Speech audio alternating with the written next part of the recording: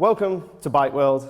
The team have sent me to Spain, probably because I'm the oldest member of the team, and I remember riding the original ZX-4R. It was a phenomenal bike, only priced just below the ZX6, a screaming four-cylinder ZX-4R that is almost legendary now. And we thought this bike was dead. But now we're rolling to next year, and Kawasaki come out with the new Kawasaki ZX-4. Still an inline, four-cylinder bike, a complete screamer, peak power 14,500 RPM. It'll rev to 16,000 RPM. I can't wait to ride this because I remember riding that and I loved it. But time has moved on. I've lost hair and put on weight, while I still give me the buzz that that bike did.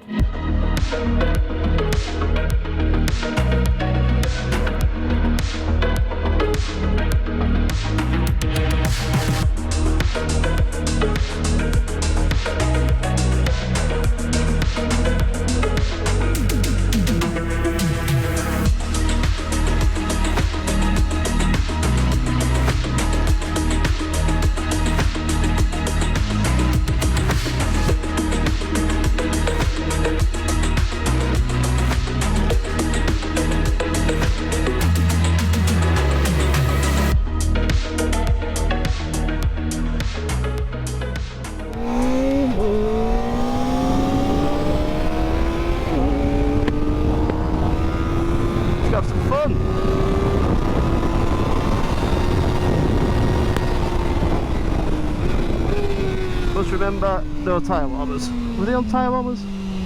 Anyway, we'll take it steady for the first lap. 200 kilometers an hour on the straight. What's that, 120 miles an hour? On a 400cc bike? Still got gears to go. Again, I don't think Chris at Bike World is actually going to talk to me because I've not only ridden the new ZX4, but I've had the opportunity to just sit on this and drool over the old original. Now, I'm old enough to remember this bike. I remember this bike in the mid-90s, and I remember riding some of the race ones in the later 90s.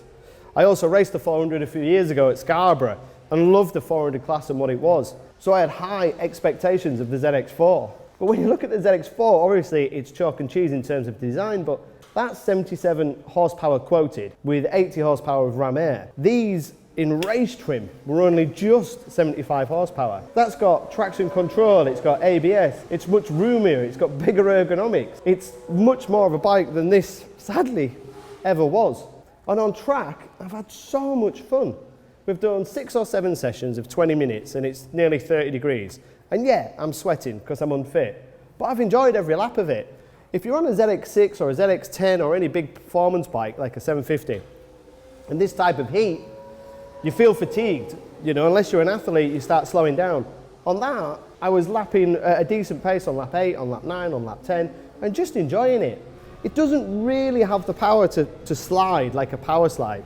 You just get on the gas so early, it loses a little bit of edge grip because the tyres are just overheating. And then the front end is excellent. I was a little bit concerned about the front because you've only got preload, there's no rebound, there's no compression, and I thought I might run out of adjustment. But we've had a little bit of preload and the front end is great and the braking is really good. The ABS is not lean sensitive, the TC is not lean sensitive, and yes, on track, the ABS is intrusive. Oh, ABS! Nearly on, straight on then. Right, just gotta remember it's a road bike, not a race bike. But you've got to remember who that bike is being designed for. It's not being designed for people who are nearly 50 who remember racing the old bikes. It's being designed for people who want a sporty, fun, easy access bike. Price wise in the UK, off the top of my head, it's around 8.6, which makes it around £2,000 cheaper than a ZX6. In its day, the ZX-4R was only a few £100 cheaper than the ZR600 and then the ZX6. It was always really close to a 600 price. And the gap has increased now because that's considerably less than a ZX6.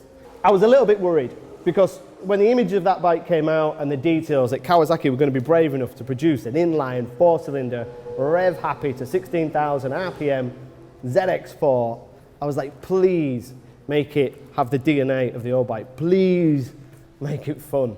Please give us something that this was. And they have. Yes, it looks completely different. And some will say you don't need the rider aids and the clever modes and the traction and the dash. But new riders are used to that, and that's what they want. And that bike is as fun as one of these was in race trim. It's that good. It's strangulated a bit by Euro 5. You can feel kind of like it needs a pipe and an airbox to just go. It'd be good when me and Chris get to ride the race bike, which hopefully we will do. It'd be good if we get it down the drag strip as well.